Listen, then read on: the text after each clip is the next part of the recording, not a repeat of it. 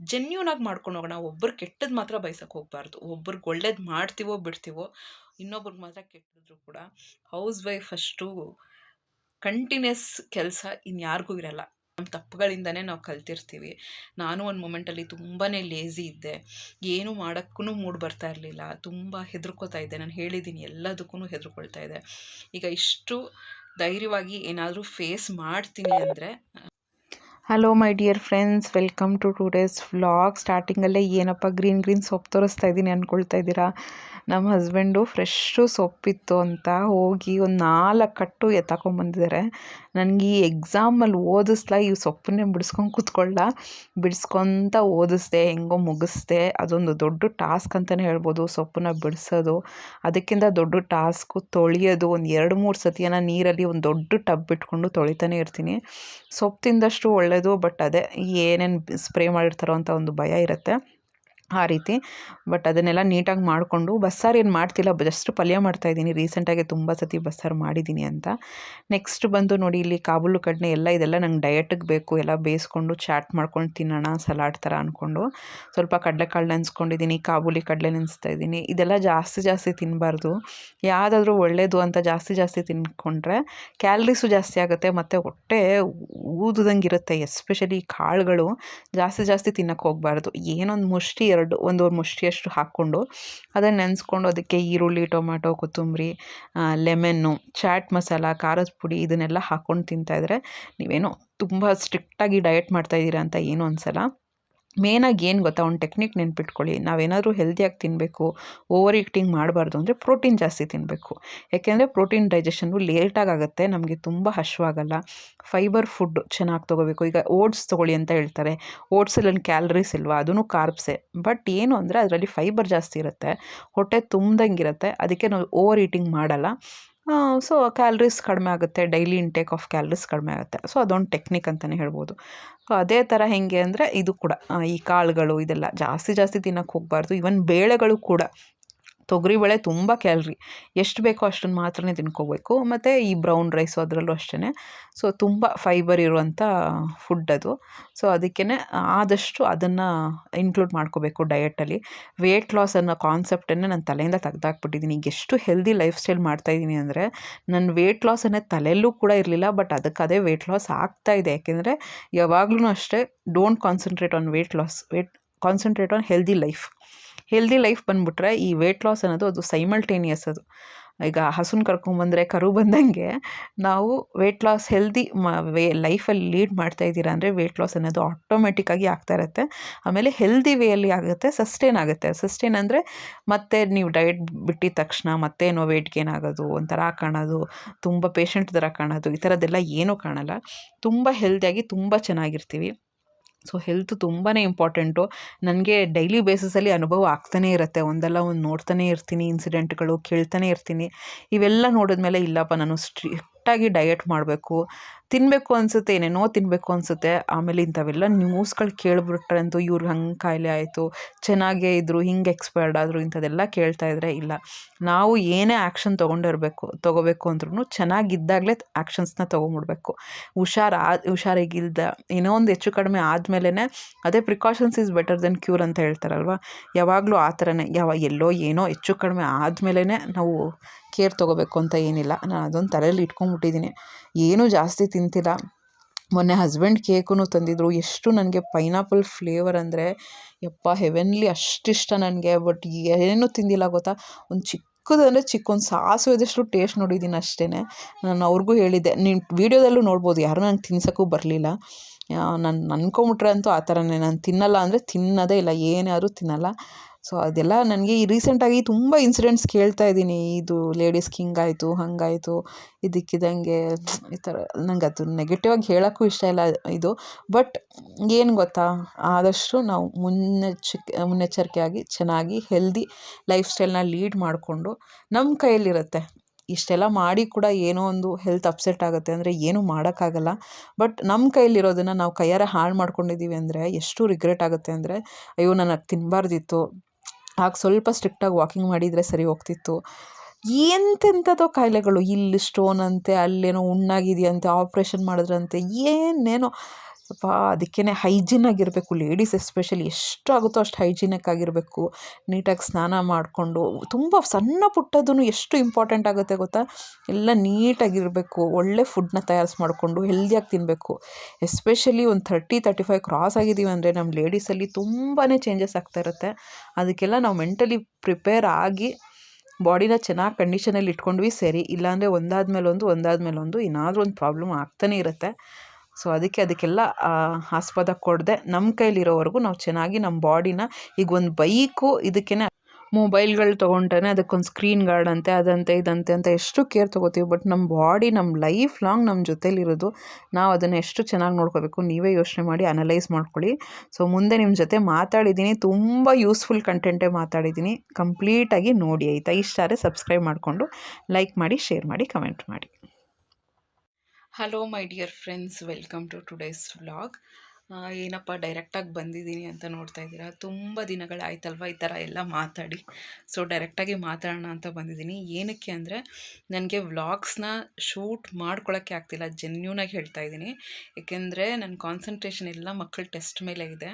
ಆಮೇಲೆ ಸ್ವಲ್ಪ ಒಂದು 1 hour 2 hours ಸಿಗುತ್ತೆ, ಅದರಲ್ಲಿ ನಾನು ಕೂತ್ಕೊಂಡು ಓದ್ತಾ ಇದ್ದೀನಿ. ಅದಕ್ಕೆ ಸ್ವಲ್ಪ ವ್ಲಾಗಿಂಗ್ಸು ಶೂಟ್ ಮಾಡೋಕ್ಕೆ ಕಷ್ಟ ಆಗ್ತಿದೆ. ಬಟ್ ಆದಷ್ಟು ಟ್ರೈ ಮಾಡ್ತಾಯಿದ್ದೀನಿ. ಅದಕ್ಕೆ ನನ್ನ ವ್ಲಾಗ್ಸು ಸುಮಾರು ಜನ ತುಂಬ ಇಷ್ಟಪಟ್ಟು ನೋಡ್ತೀರಾ. ಅದರಿಂದ ಸುಮಾರು ಜನ ಮೋಟಿವೇಟ್ ಆಗ್ತಾಯಿದ್ದೀರಾ. ಸುಮಾರು ಜನ ಅನ್ನೋಕ್ಕಿಂತ ಒಬ್ಬರು ಮೋಟಿವೇಟ್ ಆದರೂ ಕೂಡ ನನ್ನ ಇಂಟೆನ್ಷನ್ ಫುಲ್ಫಿಲ್ ಆದಂಗೆ ನನಗೊಂಥರ ನೆಮ್ಮದಿ ಅನಿಸ್ತಾ ಇರುತ್ತೆ.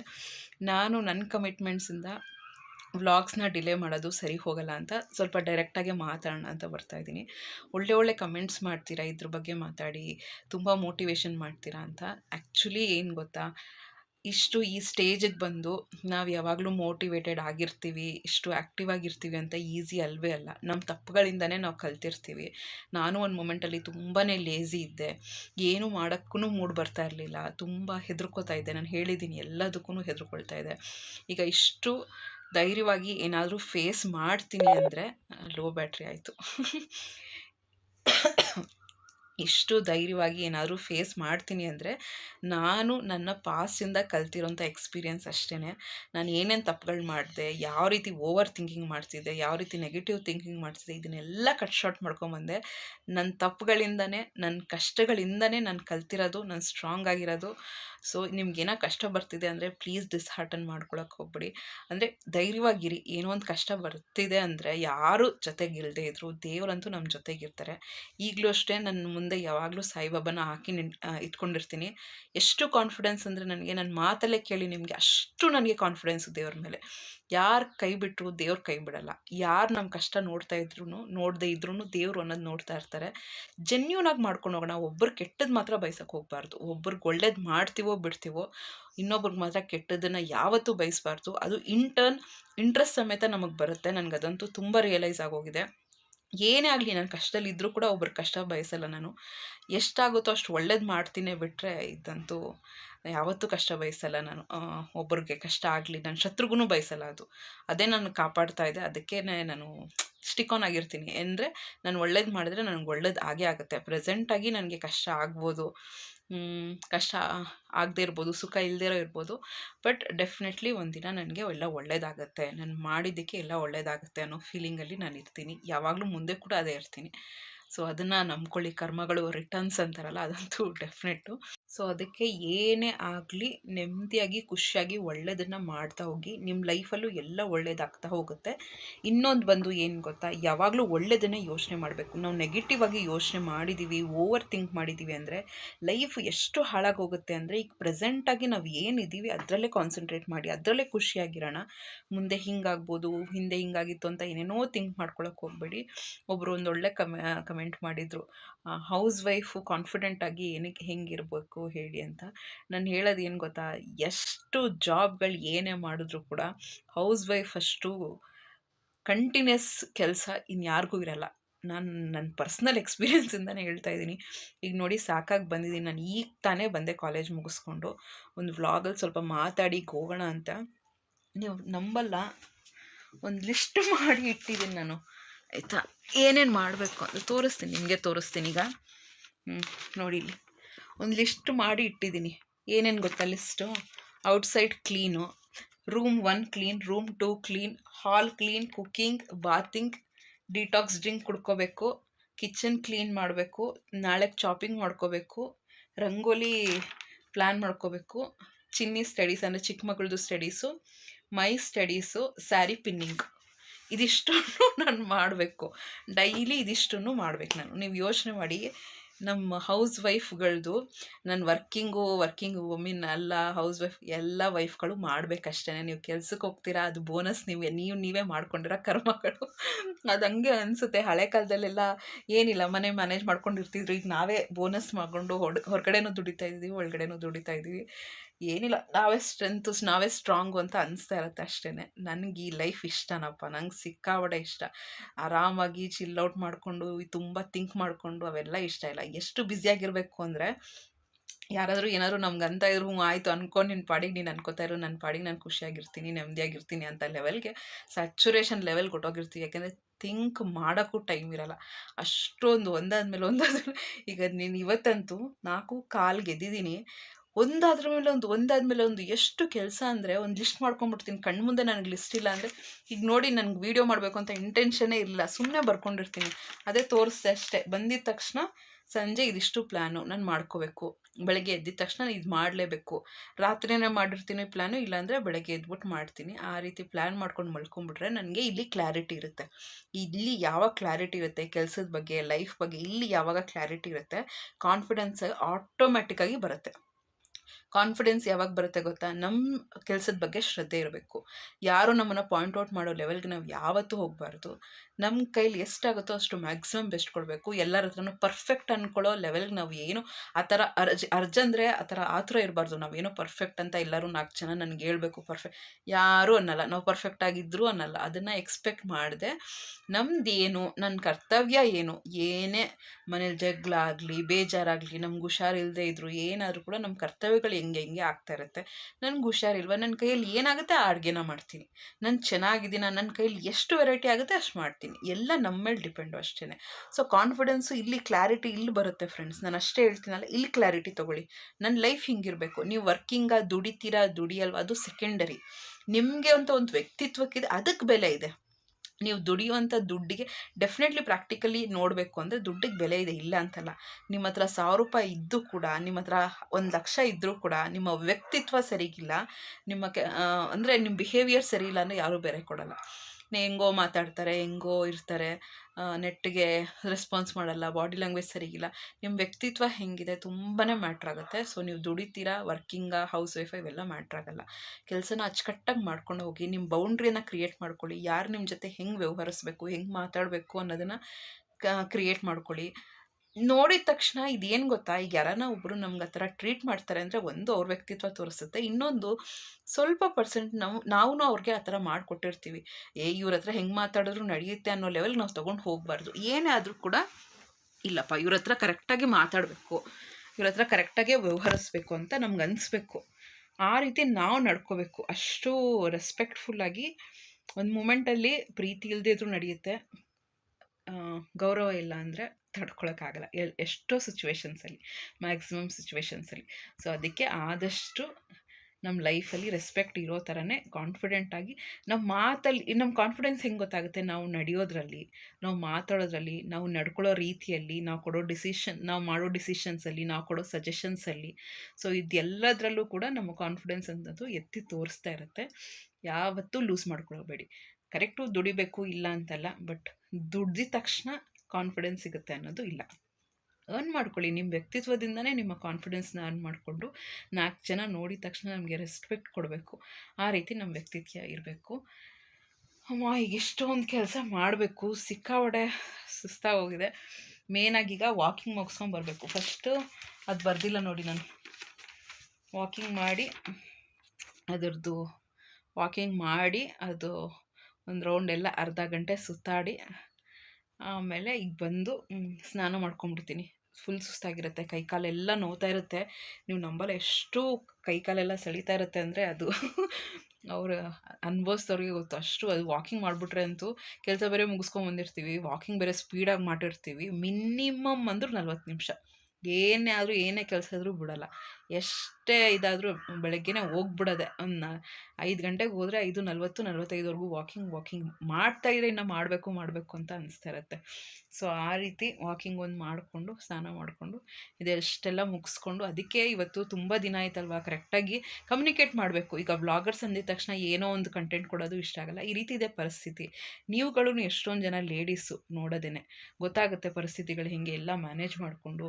ಮೇನಾಗಿ ಮಕ್ಕಳ ಸ್ಟಡೀಸು ಈಗ ನೋಡಿ, ಎಷ್ಟೊಂದು ಅವಳದು ವರ್ಕ್ಶೀಟು ನೋಡಿ ಬರೆದು ಅವಳ ಕೈಲಿ ಮಾಡಿಸ್ಬೇಕು, ಎಷ್ಟೊಂದು ಸ್ಪೆಲ್ಲಿಂಗ್ಸ್ ಮಾಡಿಸ್ಬೇಕು ಅಂದರೆ ನಾನು ಯಾವುದ್ರ ಬಗ್ಗೆ ಕಾನ್ಸಂಟ್ರೇಟ್ ಮಾಡಿ ಹೇಳಿ. ನಾನು ಅದಕ್ಕೇ ಅಡುಗೆನೂ ಏನಿಲ್ಲ, ಕೆಲವು ಸತಿ ಪುಳಿಯೋಗರೆ, ಕೆಲವು ಸತಿ ಮೊಟ್ಟೆ ಬೇಯಿಸ್ಕೊಡೋದು, ಕೆಲವು ಸತಿ ತರಕಾರಿ ಬೇಯಿಸ್ಕೊಳ್ಳೋದು, ಕೆಲವು ಸತಿ ಪಲಾವು ಇಂಥದ್ದೆಲ್ಲ ಮಾಡ್ತಾಯಿದ್ದೀನಿ. ಸೊ ಆ ರೀತಿ ಆಗ್ತಾಯಿದೆ. ಸೈನ್ಸ್ ಮುಗೀತು, EVS ಮುಗೀತು, ಇನ್ನು 2 ಸಬ್ಜೆಕ್ಟ್ ಇದೆ ಅಷ್ಟೇ. ಇಂಗ್ಲೀಷ್ ಮುಗೀತು, ಇವತ್ತು ಮ್ಯಾಥ್ಸ್ ಮುಗೀತು, ಇನ್ನು 2 ಸಬ್ಜೆಕ್ಟ್ ಇದೆ. ಕನ್ನಡ ಮುಗೀತು. ಸೊ ಇನ್ನು 2 ಸಬ್ಜೆಕ್ಟ್ ಇದೆ, ಅದನ್ನೆಲ್ಲ ಹೋಗಿಸ್ಬಿಟ್ಟು ವ್ಲಾಗ್ಸ್ ತುಂಬ ಚೆನ್ನಾಗಿ ಬರುತ್ತೆ. ತುಂಬ ಒಳ್ಳೆ ಕಂಟೆಂಟು, ರೆಸಿಪೀಸು ನಿಮ್ಮ ಮುಂದೆ ಡೆಫಿನೆಟ್ಲಿ ಇರುತ್ತೆ. ನೀವು ಎಷ್ಟೊಂದು ಜನ ಸಬ್ಸ್ಕ್ರೈಬ್ ಮಾಡ್ಕೊಳ್ತಾ ಇದ್ದೀರಾ, ಈ ರೀತಿಯೇ ಸಪೋರ್ಟ್ ಮಾಡ್ತಾಯಿರಿ. ನಿಮಗೆ ಸ್ವಲ್ಪನ ಕಂಟೆಂಟ್ ಯೂಸ್ ಆಗ್ತಾಯಿದೆ ಅಂದರೆ ಶೇರ್ ಮಾಡ್ಕೊಳ್ಳಿ, ಲೈಕ್ ಮಾಡಿ, ಕಮೆಂಟ್ ಮಾಡಿ. ಡೆಫಿನೆಟ್ಲಿ ಒಂದೊಂದು ಒಳ್ಳೆ ಕಂಟೆಂಟ್ ಜೊತೆ ನಿಮ್ಮ ಮುಂದೆ ಇರ್ತೀನಿ. ಹ್ಯಾಪಿಯಾಗಿರಿ ಫ್ರೆಂಡ್ಸ್.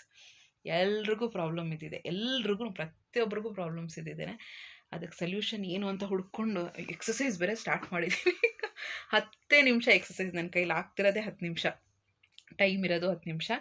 5:45ಕ್ಕೆ ಮುಗಿಸಿದ್ರೆ 5:45ಕ್ಕೆ ಮನೆಗೆ ಬಂದರೆ 5:50ವರೆಗೂ ಕೂತ್ಕೊಂಡಿರ್ತೀನಿ, ಸ್ವಲ್ಪ ರಿಲ್ಯಾಕ್ಸ್ ಮಾಡ್ಕೋತೀನಿ. ಮತ್ತು 5:50ಇಂದ ಸ್ವಲ್ಪ 10 ನಿಮಿಷ 12 ನಿಮಿಷ ಹಾಗೆ ಸ್ಟ್ರೆಚಿಂಗ್ ಎಕ್ಸಸೈಸ್, ಇಂಥದ್ದೆಲ್ಲ ಹಿಂಗೆ ಇಲ್ಲ ಸ್ವಲ್ಪ ನನಗೆ ಆರ್ಮ್ಸ್ ನೋಡಿ, ಇದೆಲ್ಲ ಆರ್ಮ್ಸ್ದು ಮಸಲ್ಸ್ ಎಲ್ಲ ಕಡಿಮೆ ಆಗಬೇಕು ಅಂತ ಅದೊಂದು ಮಾಡ್ತಾಯಿರ್ತೀನಿ. ಸೊ ಆ ರೀತಿ ಟ್ರೈ ಮಾಡ್ತಾಯಿದ್ದೀನಿ. ನೋಡೋಣ ಎಷ್ಟೆಷ್ಟಾಗುತ್ತೋ ಏನೇನಾಗುತ್ತೋ ಅಂತ. ಸೊ ಈ ರೀತಿ ಇತ್ತು ವ್ಲಾಗ್ಸು. Please support ಮಾಡ್ತಾಯಿರಿ. ಇನ್ನೂ ಒಳ್ಳೆ ಕಂಟೆಂಟ್ ಜೊತೆ ನಾನು ನಿಮ್ಮ ಮುಂದೆ ಇರ್ತೀನಿ. ಹ್ಯಾಪಿಯಾಗಿರಿ, ಖುಷಿಯಾಗಿರಿ. ನಿಮ್ಗೇನು ಅನಿಸುತ್ತೋ ಅದನ್ನು ಮಾಡಿ. ತುಂಬ ಯೋಚನೆ ಮಾಡೋಕ್ಕೆ ಹೋಗಬೇಡಿ. ನಾನಂತೂ ಮನಸಾರ ಬೇಡ್ಕೊತೀನಿ, ಯಾವಾಗಲೂ ಒಳ್ಳೇದು ಮಾಡಿ, ಅದಂತೂ ನೆನ್ಪಿಟ್ಕೊಳ್ಳಿ. ಒಳ್ಳೆಯದೇ ಯೋಚನೆ ಮಾಡಿ, ಒಳ್ಳೇದು ಮಾಡಿ. ಮುಂದೆ ಒಂದಲ್ಲ ಒಂದು ದಿನ ನಮಗೂ ಒಳ್ಳೇದಾಗೇ ಆಗುತ್ತೆ ಡೆಫಿನೆಟ್ಲಿ. ಯಾಕೆಂದರೆ ದೇವರಂತೂ ಸುಮ್ಮನೆ ಕೂತಿರಲ್ಲ. ಈ ಕಷ್ಟ ಅನಿಸ್ಬೋದು, ಅದೇನೋ ಹಿಂದಿನ ಜನ್ಮದ ಕರ್ಮಗಳೋ ಏನೋ, ಅದೆಲ್ಲ ತೀರಬೇಕಲ್ಲ. ನೋಡಿ ಕಣ್ಣೆಲ್ಲ ನನಗೆ ಹೆಂಗೆ ಆಗೋಗಿದೆ ಅಂದರೆ, ಆಗುತ್ತೆ ಕಷ್ಟಪಟ್ಟರೆ. ಭಯ ಆಗುತ್ತೆ, ಏನೋ ಅಂದ್ಕೊಂಡಿದ್ದು ಆಗಲ್ವೇನೋ ಅಂತ. ಆ್ಯಕ್ಚುಲಿ ಅನಿಸುತ್ತೆ ಇಷ್ಟೆಲ್ಲ ಮಾತಾಡ್ತೀನಿ, ಬಟ್ ನನಗೊಬ್ಬಳೇ ಕೂತಾಗ ಏನಪ್ಪ ಏನೇನಾಗುತ್ತೆ ಲೈಫಲ್ಲಿ ಅಂತ ಅನಿಸುತ್ತೆ.